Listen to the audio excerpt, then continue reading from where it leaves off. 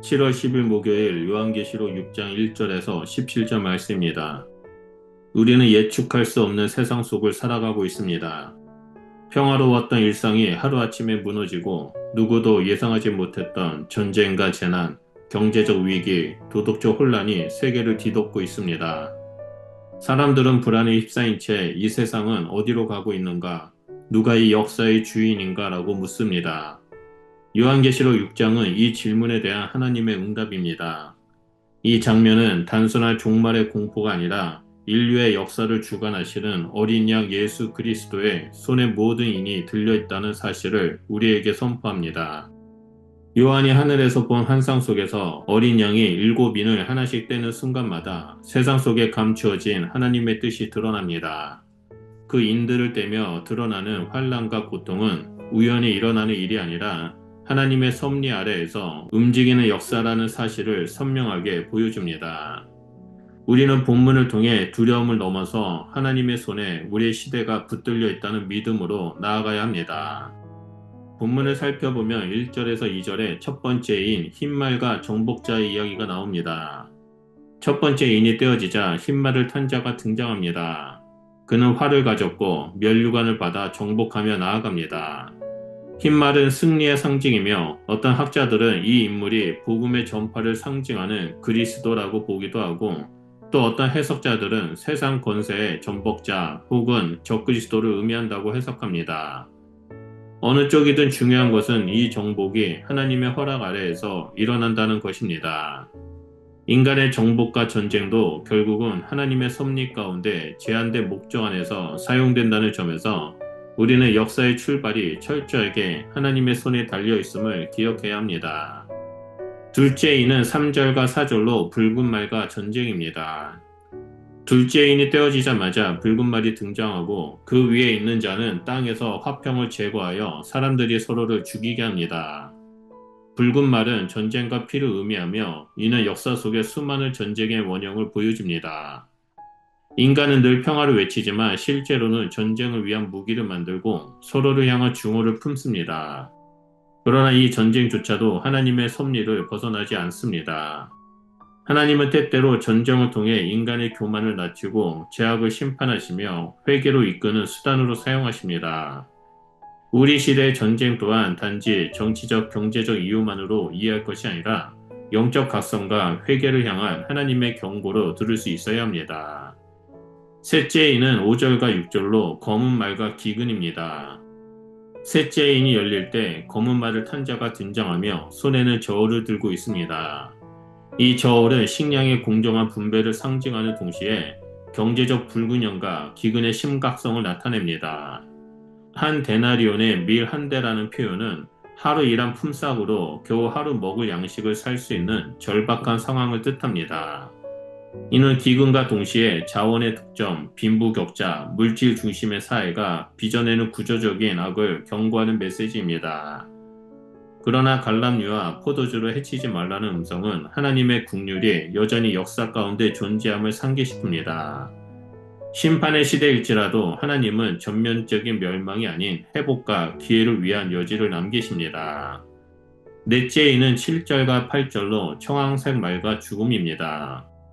넷째 인이 열릴 때 등장하는 청황색 말은 죽음을 상징합니다. 그 위에 탄 자의 이름은 사망, 그 뒤에 따르는 것은 음부입니다. 이 장면은 인간의 연약함과 생명의 덧없음을 적나라하게 보여줍니다. 여기에서 우리는 병, 기근, 전쟁, 들짐승을 통해 인간의 생명이 얼마나 쉽게 사라질 수 있는지를 목격합니다. 이는 단지 공포심을 유발하기 위한 묘사가 아니라 생명의 주권자가 하나님이심을 드러내기 위함입니다. 사망조차도 하나님의 명령 아래서 역사한다는 사실은 믿는 자에게 위로가 됩니다. 우리가 죽음 앞에 두려움을 갖기보다는 생명의 주 되신 그리스도를 더욱 의지해야 할 이유입니다. 다섯째 인은 9절에서 11절로 순교자들의 외침입니다. 다섯째 인이 열릴 때는 새로운 장면이 펼쳐집니다. 제단 아래에서 순교자들의 영혼이 하나님께 간절히 부르짖습니다.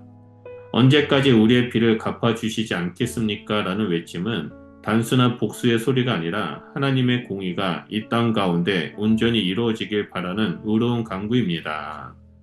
이 순교자들은 하나님께로부터 흰 두루마리를 받습니다. 그것은 승리와 위로의 상징입니다.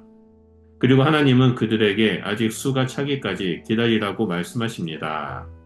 우리는 이 말씀을 통해 순교의 고귀함, 고난 가운데 기다림의 신앙, 그리고 하나님의 정하신 때가 있다는 사실을 배웁니다. 모든 고난에는 끝이 있으며 모든 눈물은 반드시 하나님의 위로로 덮일 날이 올 것입니다. 여섯째 인은 12절에서 17절의 우주적 심판과 두려움입니다. 여섯째 인이 떼어지자 하늘과 땅을 뒤흔드는 심판의 장면이 펼쳐집니다. 해는 검게, 달은 핏빛으로, 별들은 땅에 떨어지고 하늘은 말려져 사라지며 산과 섬이 제자리로 옮깁니다. 이 거대한 자연 붕괴는 하나님의 심판이 전 우주에 미친다라는 것을 상징합니다.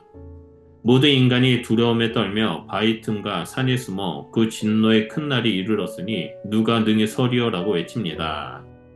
이것은 모든 인간의 근본적인 두려움, 즉 하나님의 공의 앞에 설 수 없다는 인식을 반영합니다.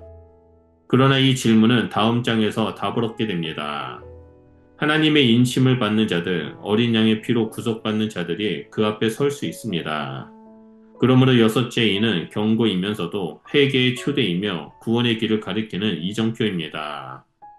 요한계시록 6장은 단지 두려움을 말하는 장이 아닙니다. 본문은 하나님의 손에 역사가 붙들려 있다라는 복된 소식입니다. 인류의 역사에서 일어나는 모든 전쟁과 기근, 죽음과 심판은 우연이나 심판의 욕망에 의한 것이 아니라 어린 양 대신 예수 그리스도의 손에 인을 떼심으로 시작되고 진행되고 완성됩니다. 우리가 이 땅에 살면서 마주하는 수많은 혼란 속에서 우리의 시선을 어디에 두어야 할지를 성경은 분명히 말합니다. 그것은 역사의 중심, 시간의 주인이신 예수 그리스도입니다. 오직 예수님만이 인을 떼실 수 있고 예수님만이 심판하실 수 있으며 예수님만이 구원을 이루실 수 있습니다. 그러므로 오늘 우리가 붙들어야 할 이름은 다른 누구도 아닌 어린 양 예수 그리스도입니다.